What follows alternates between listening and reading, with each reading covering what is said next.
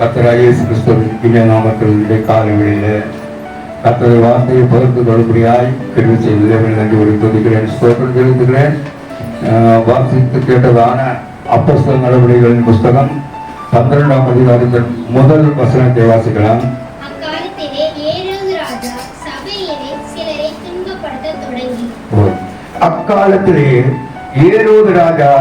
சபையிலே சிலரை துன்பப்படுத்த தொடங்கி, அக்காலத்திலே என்று சொன்னார். இப்போ சபை வளருகிற வேளையில, சபை டெவலப் ஆகி கொண்டிருக்கும் போது அக்காலத்திலே ஏரோது ராஜா என்ன செய்கிறார் என்றால் சபையில் சிலரை துன்பப்படுத்த தொடங்கினார், கிறிஸ்தவர்களை கொலை பண்ண தொடங்கினார் என்று நாம் பார்க்கிறோம். அக்காலத்திலே ஏரோது ராஜா சபையிலே சிலரை துன்பப்படுத்த தொடங்கினார். சபை எப்போது வளர்கிறதோ, கிறிஸ்தவம் எப்பொழுது பெறுகிறதோ அப்பொழுது துன்பம் அதிகமாய் வருகிறது, நெருக்கங்கள் அதிகமாய் வருகிறது, வேதனைகள் அதிகமாய் வருகிறது, துக்கங்கள் அதிகமாய் வருகிறது, பிரச்சனைகள் அதிகமாய் வருகிறது. இந்த வேளையிலே ஏரோது ராஜா என்ன செய்கிறார் என்றால் 2வது வசனத்தை பார்க்கும்போது, யோவானுடைய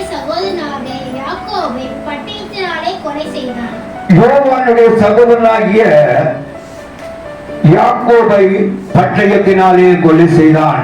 அப்போ சபை வளர்கிறது, அதாவது சபை வளர்கிறது, தேசத்திலே கிறிஸ்தவம் பெருகிக் கொண்டிருக்கிறதை பார்த்ததான ஏரோது ராஜா எருசலேமை சுற்றிலும், எருசலேமிலே சபை பெருகிக் கொண்டிருக்கிறது, கிறிஸ்தவம் வளர்ந்து கொண்டிருக்கிறதை பார்த்ததான ஏரோது ராஜா அவனுக்குள்ளே பிசாசு உட்புகுந்து அவன் என்ன செய்கிறான் என்றால் கிறிஸ்தவர்களை ஒடுக்க ஆரம்பிக்கிறான், அவர்களை கொலை செய்ய ஆரம்பிக்கிறான். இந்த வெளியிலே யாக்கோபை என்ன செய்கிறான் என்றால் கொலை செய்து விட்டான், பட்டயத்தால் கொலை செய்து விட்டான். அப்போ இது கொலை செய்தது நல்லது என்று கண்டதான யூதர்கள் அவரை கொலை செய்தார்களே என்று மற்றவர்கள் அவரை குறித்து ரொம்ப சந்தோஷப்படுத்தினார்கள். உடனடியாக அவன் என்ன செய்கிறான் என்றால் பேதுருவையும் பிடித்து கொலை செய்யும்படியாக அவன் எத்தனம் பண்ணுகிறான். பேதுருவை பிடித்து கொலை செய்யும்படியாக அவனை சிறைச்சாலையிலே அடைத்து வைக்கிறான். ஹல்லேலூயா. வாசிங்க அடுத்த வசனம். அது யூதருக்கு பிரியமாய் இருக்கிறது என்று கண்டு பேதுருவையும் பிடிக்க தொடர்ந்தான். அப்பொழுது புளிப்பில்லாத அப்ப பண்டிகை நாளாயிருந்தது. அத்தோசனம் அவனை பிடித்து சிறைச்சாலையிலே வைத்து பஸ்கா பண்டிகைக்கு முன்பு ஜனங்களுக்கு முன்பாக அவனை வெளியே கொண்டு வரலாம் என்று எண்ணி அவனை காக்கும்படிக்கு வகுப்புக்கு 4 போர் சேவகராக ஏற்படுத்திய 4 வகுப்புகளின் வாசமாக ஒப்புவித்தான். இங்க பார்க்கும்போது சபை வளர்கிறது, பெத்லகேமிலே அதாவது எருசலேமிலே சபை வளர்கிறதை பார்த்ததான ஏரோது ராஜா இன்னி சபையை வளர விடக்கூடாது, அவர்களை ஒடுக்க வேண்டும், அவர்களை கொலை செய்ய வேண்டும் என்று சொல்லி யாக்கோபை கொலை செய்கிறான். இது யூதருக்கு பிரியமாய் இருந்தபடினால் அடுத்து என்ன செய்கிறான் என்றால் பேதுருவையும் பிடித்து கொலை செய்யும்படியாக சிறைச்சாலையிலே அடைத்து வைக்கிறான்.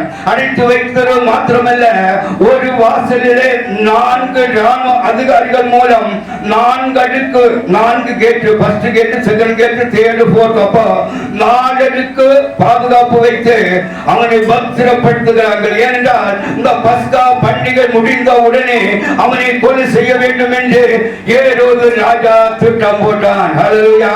ஏரோது ராஜா பேதுருவை கொலை செய்யும்படியாக அவன் திட்டம் போடுகிறான். இந்த வேளையிலே பேதுருவை பிடித்து சிறைச்சாலையிலே பிடித்து என்ன பண்ணாங்க, சிறைச்சாலையிலே போட்டு வைத்துட்டாங்க. அப்போ சிறைச்சாலையிலே பேதுரு என்ன செய்கிறான், நிம்மதியாய் தூங்கிக் கொண்டிருக்கிறான். அதனால் பேதுருவுக்காக ஜெபிக்கும்படி ஒரு சபை ஆயத்தமாகி இருக்கிறது. ஹல்லேலூயா. சபை ஆயத்தத்தோடு கொண்டு அங்கே ஜெபம் பண்ணி கொண்டிருக்கிறது. ஹல்லேலூயா. சபை ஜெபித்துக் கொண்டிருக்கிறது. ஆனால் பேதுருவோ சிறைச்சாலையில நிம்மதியாக தூங்கிக் கொண்டிருக்கிறான். சபை இன்னைக்கு தூங்கிக் கொண்டிருக்குமானால் அருமையான பிள்ளையே, கிறிஸ்தவம் வளராது, தேவ சபை வளராது. ஏரோது ராஜா என்ன செய்கிறார் என்றால், இந்த பேதுருவை கொலை செய்யும்படியாக தேசத்தில் உள்ளதான எல்லா யூதர்களுக்கும் அனுகூலத்தோடு கூட அவன் செய்கிறார். ஹல்லேலூயா. ஆனால் கர்த்தர் பேதுருவுக்காக யுத்தம் செய்யும்படியாக இறங்குகிறார். ஹல்லேலூயா. எங்கே ஆராதனை உண்டோ அங்கே விடுதலை உண்டு, எங்கே ஜெபம் உண்டோ அங்கே விடுதலை உண்டு. ஹல்லேலூயா. இந்த பேதுருவுக்காக சபை ஊக்கமாக ஜெபித்துக் கொண்டிருக்கிறது. வாசிக்க அடுத்த வசனம். அப்படியே பேதுரு சிறைச்சாலையிலே காக்கப்பட்டிருக்கையில் சபையார் அவனுக்காக தேவனை நோக்கி ஊக்கத்தோடு ஜெபம் பண்ணினார்கள். அப்பா, பேதுரு நிம்மதியாக தூங்கிக் கொண்டிருக்கிறான். ஆனால் தூங்கிக் கொண்டிருக்கிறதான பேதுருக்காக யார் ஜெபம் பண்றாங்க? சபையார் ஊக்கமாக ஜெபம் பண்றாங்க. அப்பா, நம்ம ஊக்கமாக ஜெபம் பண்ணும் போது அற்புதங்கள் உண்டாகும், அதிசயங்கள் நடக்கும், விடுதலைகள் உண்டாகும். அப்போ நாம் தூங்கிக் கொண்டிருக்க வேண்டியவர்கள் அல்ல, ஜெபிக்க வேண்டியவர்கள். விடுதலை வேண்டுமோ, அற்புதம் நடக்க வேண்டுமானால் ஜெபம் முக்கியமாக தேவை. ஹல்லேலூயா.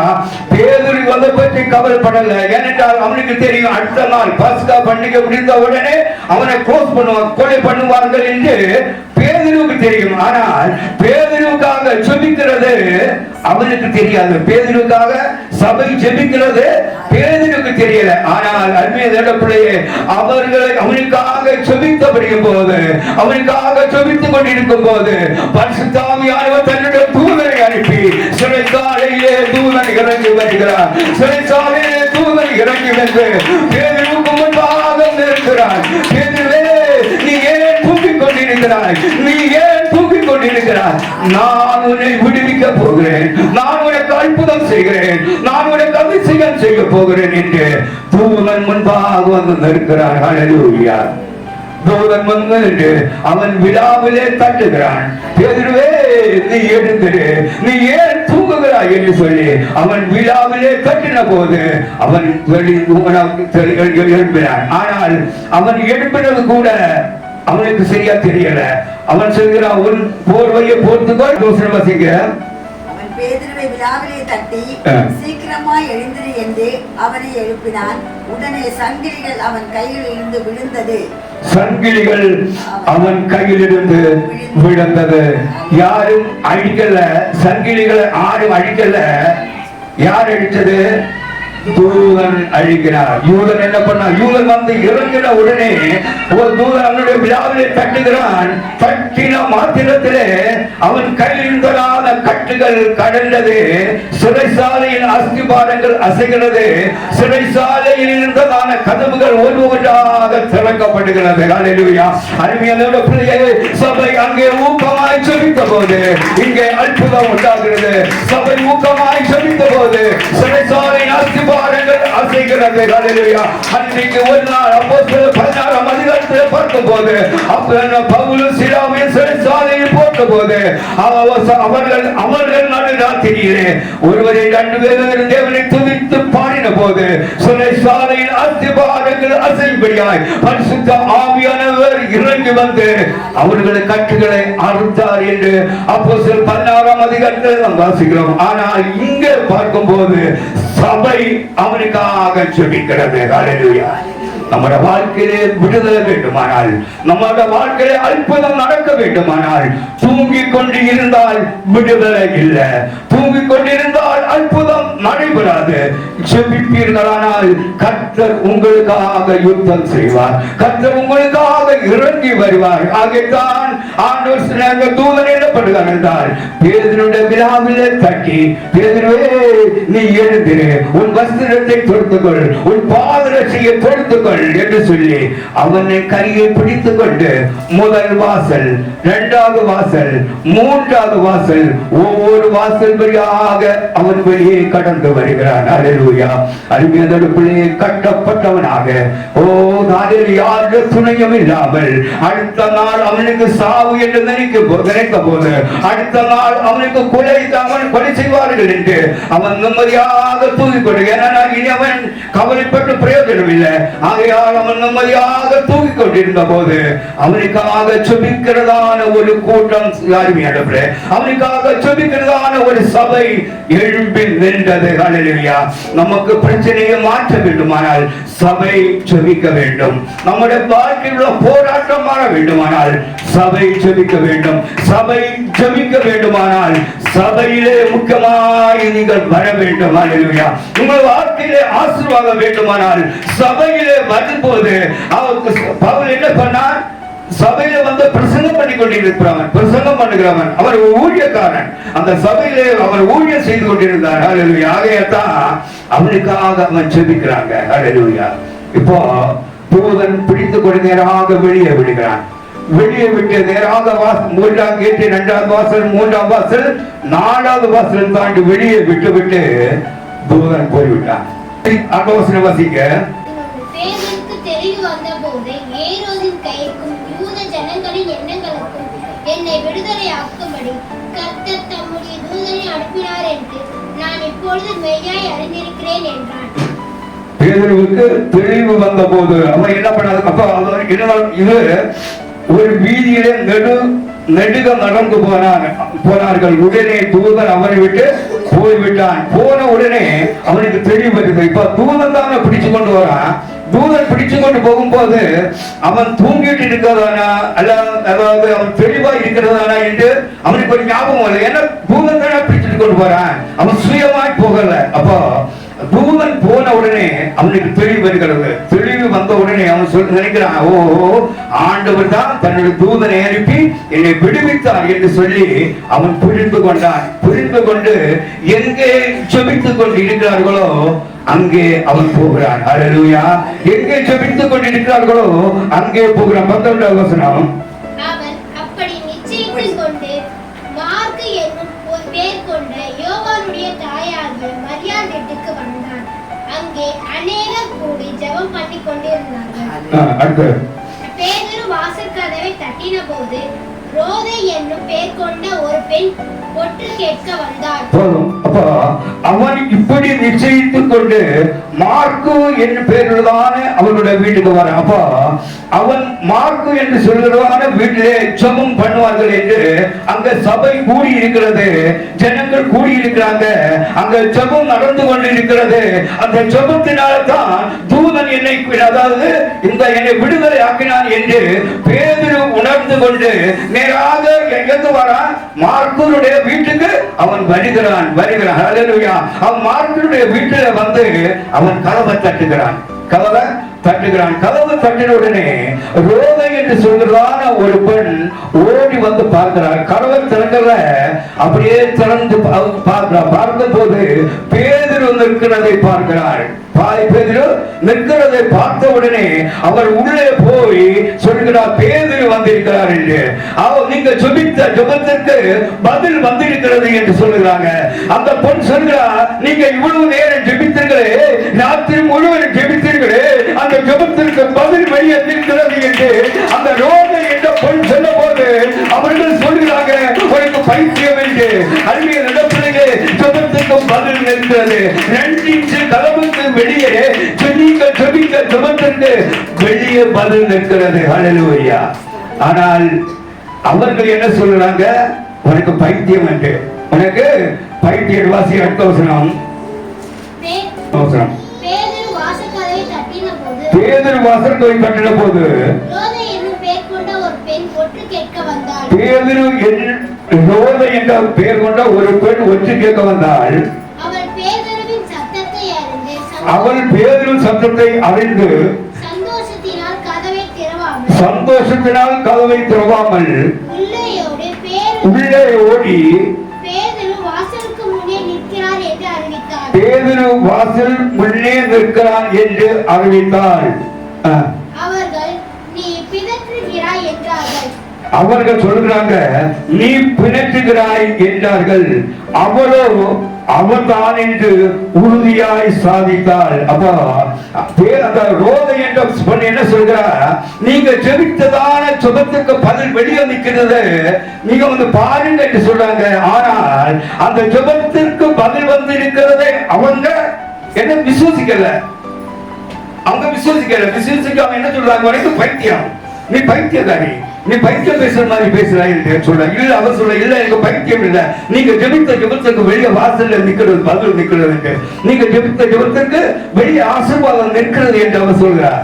அப்போ அடுத்தபடி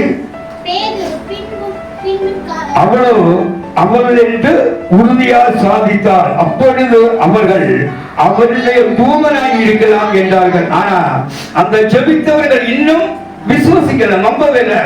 பேதுருவை ஏனால் நாடுகளுக்கு பாதுகாப்பு, ஒவ்வொரு கேட்டிலும் 4 மிலிட்டரி ஆளுநர் நிற்கிறாங்க, இதையும் தாண்டி வர முடியாது.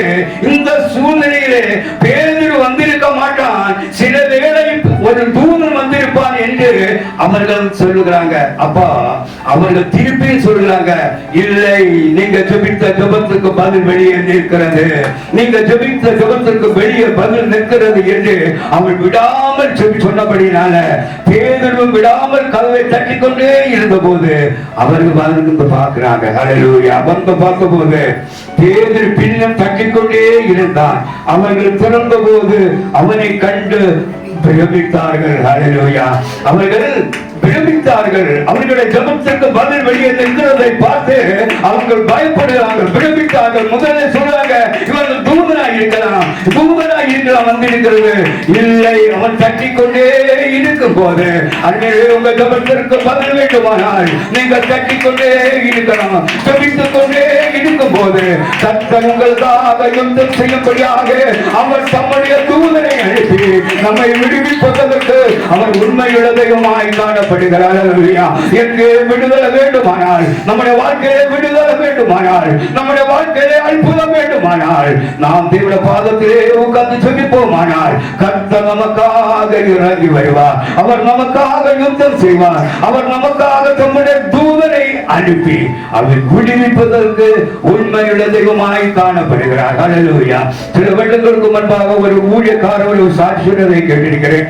கேரளாவிலே அதாவது நெய்யாற்றிங்கரை என்று சொல்லுவான இடத்தில் இருந்து ஒரு பாஸ்டர் திருவள்ளா, அதாவது ஷாரோன் ஃபெல்லோஷிப் சபையின் ஹெட்குவார்ட்டர்ஸ் திருவள்ளா என்று சொல்லுவான இடத்தில் இருக்கிறது.